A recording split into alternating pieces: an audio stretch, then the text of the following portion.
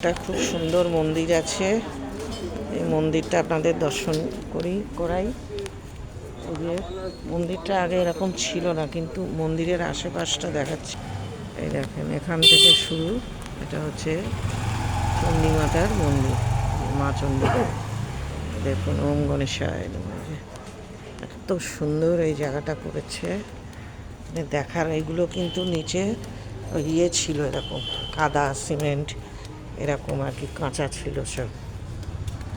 এই জায়গাটা আমাদের দাদা, মানে প্রিয় দাদা শ্রী অরূপ বিশ্বাস মহাশয় করেছেন।